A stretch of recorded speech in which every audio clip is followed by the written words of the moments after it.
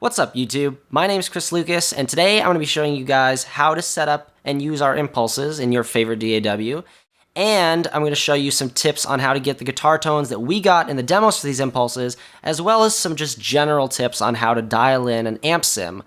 So let's just start with the fun part, the amp sim part.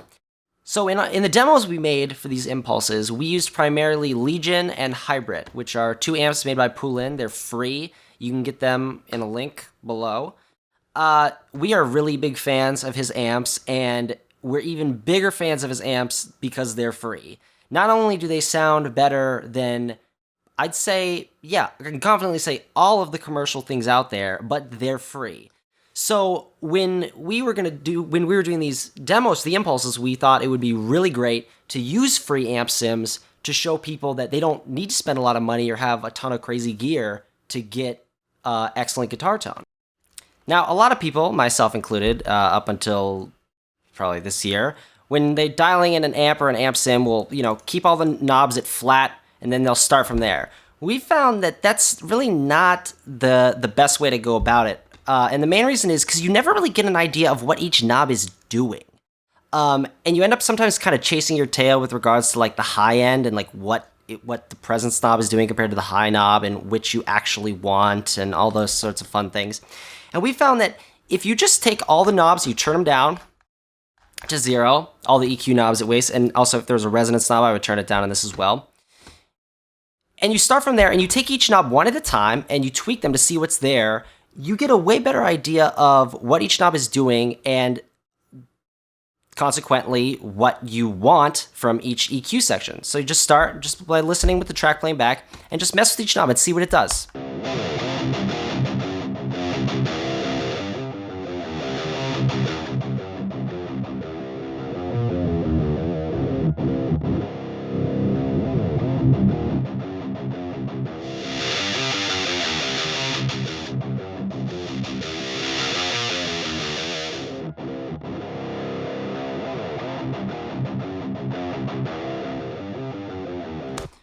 So you ask yourself the question when you're listening to those, what does each knob do? Is it adding frequencies I like? Is it adding frequencies I don't like? Which of the high knobs is adding? Is the presence adding things that are harsh and displeasing? Is the high knob adding things that are harsh? Is the mid sound really stuffy? Are the lows too woofy? All these questions you can ask yourself. Now, with this amp, honestly, none of the knobs add anything I don't really like, and that's part of the reason we love this amp so much, is because it's almost impossible to make it sound bad, which is killer. And so from there, once you kind of get an idea of what each knob is doing, just start with the mid knob, add as much as you feel you want, and then from there, add in the rest of the knobs to taste. So I'll just do it really quick.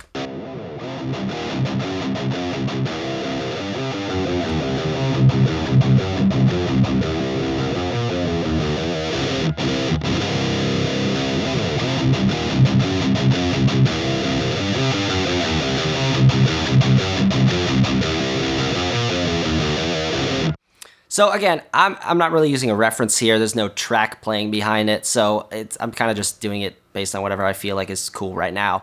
But if you had a mix going, you'd do this with the full mix going, so you can kind of get an idea, because at that point you'd have more of an idea of how much high end you need from the guitars, how much low end, etc., and you could really dial it in this way. So now that you've got the amp dialed in with kind of the tone you like, and mind you, another important thing right here is every time you change impulses, do this again. That cannot be understated. That goes for all impulses, no matter if they're ours or anyone else's. Always do this, because nothing has a bigger effect on the overall frequency shape of the guitar tone than the cabinet. I mean, if you listen to, if you haven't, I'm sure you've heard this before, but if your guitar tone sounds like this, aka no cabinet, you'll understand why you need a cabinet.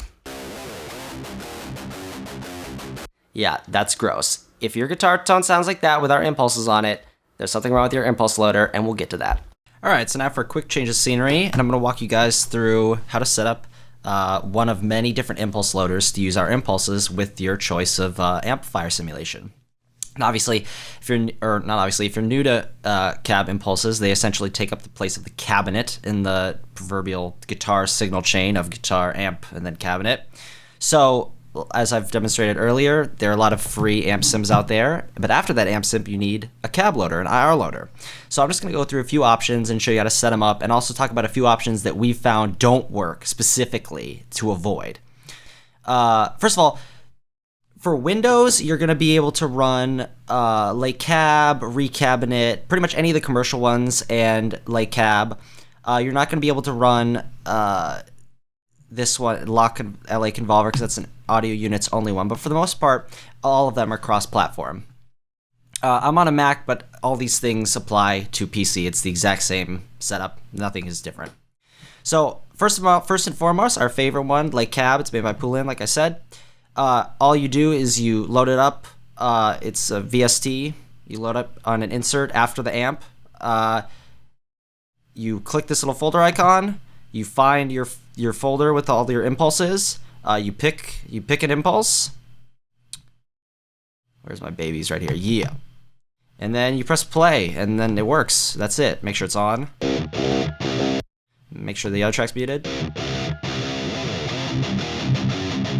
Works great. Has adjustable latency, which is cool. And it's got a built-in high pass and low pass, which is nice if you're messing with different impulses and you want to tweak the high pass and see where it sits good on each one without having to go to a separate EQ insert and play with that. So that's a great one. We recommend that. Another one we like a lot is called Recabinet, made by a guy named Kazrog. All of these are going to be linked in the description, by the way, with all the links to be able to download them and whatnot. And this one is pretty simple as well. You just click this Import IR button right here. You browse to your folder. You click it. Now, one thing to note, when you click this, nothing changes. Like, the graphic doesn't change. It just sits here with that highlighted. But that's fine. That's how it looks. And they are changing, if you'll see.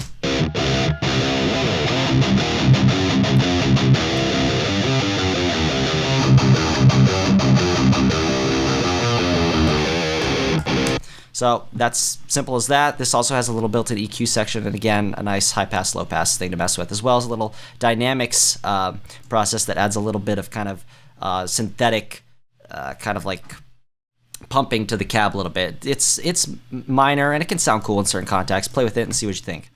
One last thing to note about Recabinet is when you load it up by default, it's going to have two impulse sections running in parallel.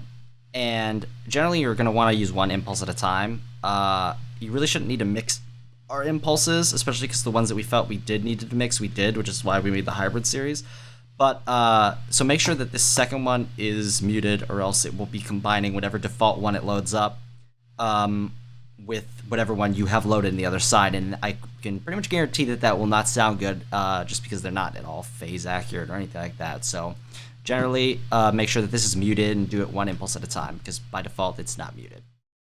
After Recabinet, we've got Reverence, which is actually the impulse loader built into Cubase.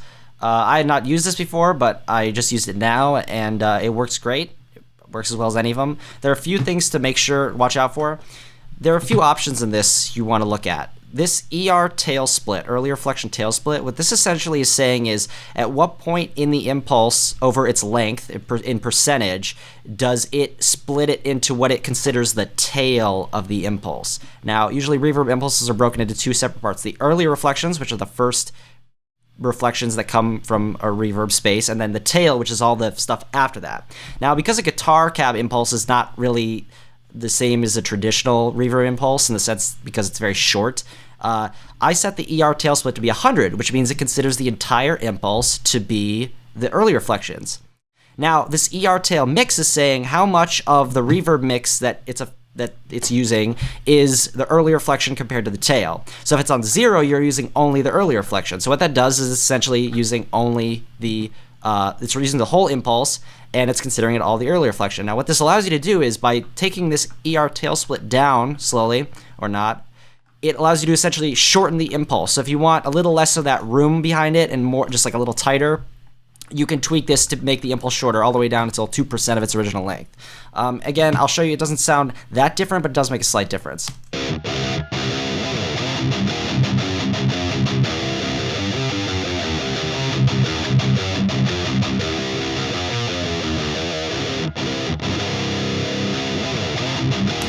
One other thing to note, always make sure the mix is at 100%. If it's not, it sounds like this.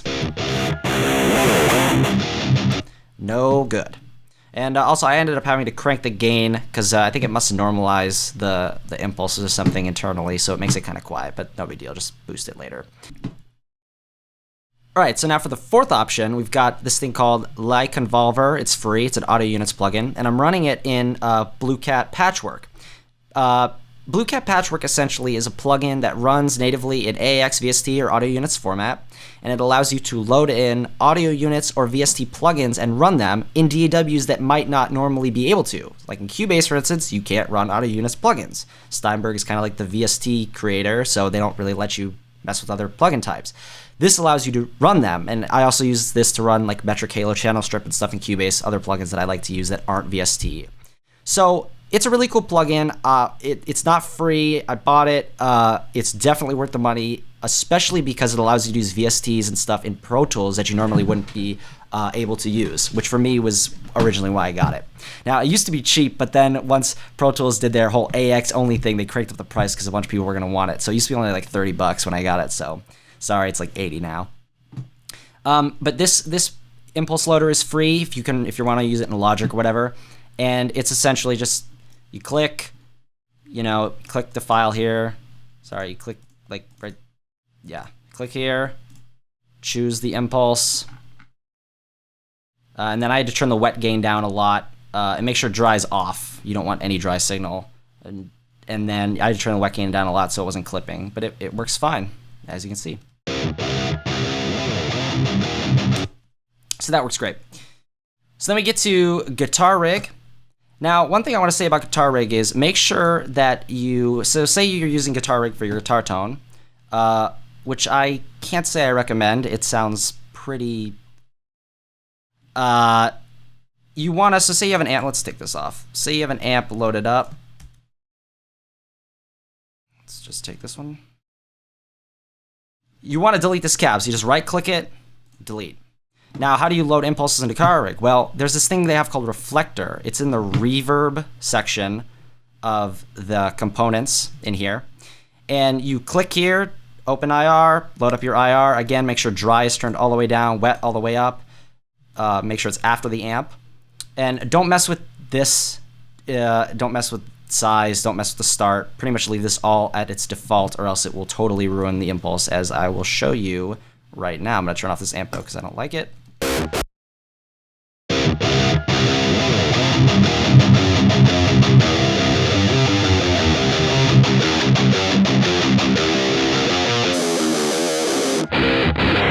So obviously that kind of all ruins it, so don't mess with those.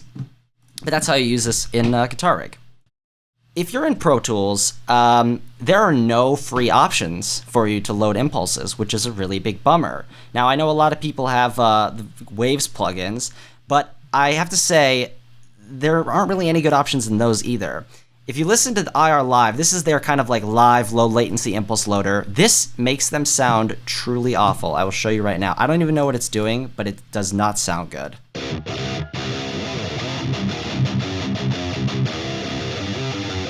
Sounds terrible. Whatever you do, don't use it. You'll never be happy with it. Now, IRL does work, but if you notice, it has 11 milliseconds of latency, so you're not going to have an easy time playing through this. As a matter of fact, well, you're not going to be able to. That's a lot of latency. So always make sure that this direct signal is on in this case, or else it sounds like this. So obviously this sounds quite a bit better than IR Live, but again, really bad latency. You can use this for processing a track, but I wouldn't try to play through it. Then we have Amplitube. Now, if you're using the Amplitube amps, you just have to make sure to turn off the cab. So if you're using the Amplitube amp or whatever, and you want to use a different cab loader, just make sure you go to this cab section and this is press bypass, or else you'll be using two cabs and that will not sound good. Now, we tried to use KeFir, or whatever it's called, and it not only does it not work unless you use the impulses that are the exact same sample rate as your session, but even when you're using the correct sample rate, it does not sound as good or the same as any of the other impulse loaders. So we're going to recommend that you do not use it, because we're giving you all 96 kilohertz waves, And then all the impulse loaders we use have no problem downsampling it to whatever session you're running. But for whatever reason, that one had a really hard time. And for the purposes of not confusing people, we're going to say do not use that loader. It also just doesn't sound as good. So there's one last cab loader we want to tell you to stay away from, and that's Revalver. For whatever reason, it pumps horribly whenever it's given even a slightly healthy output level. It's not clipping or anything, it pumps horribly. Here, I'll show you.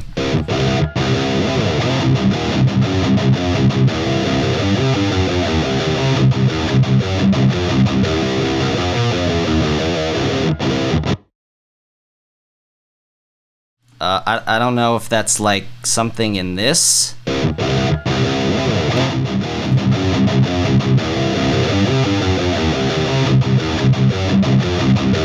I honestly don't know what that could be, but it sounds really bad, and I can't seem to be able to turn it off. So for that reason, I'm going to say stay away from this. Also, this the amps in this just don't sound very good.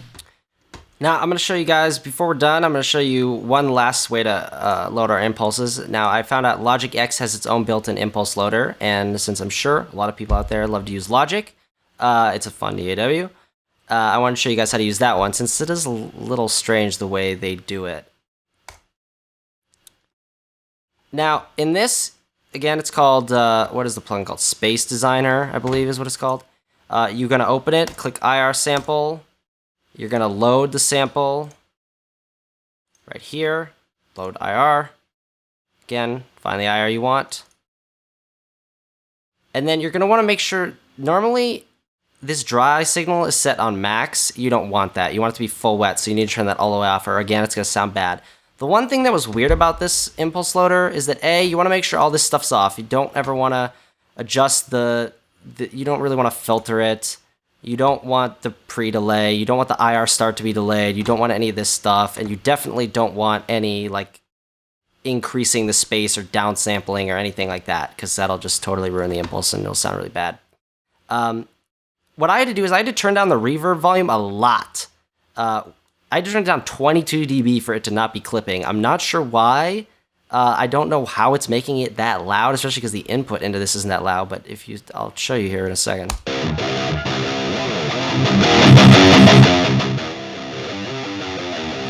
Now, mind you, if I turn this off, you can see the level coming out of Amplitube is not super hot.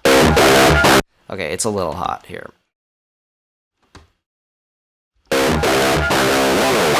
Sounds really bad.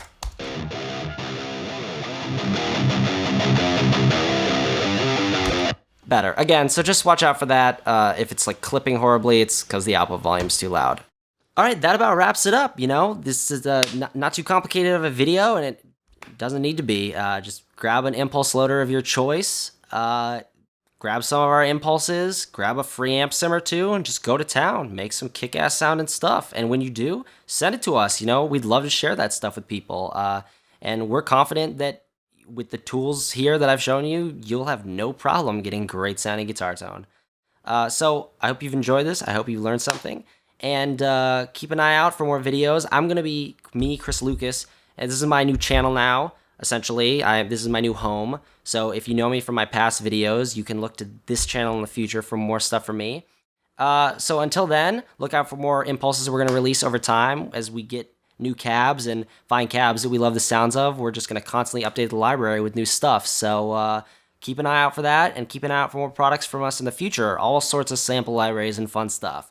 So you have a good one, YouTube. Go forth and make kick-ass guitar tone.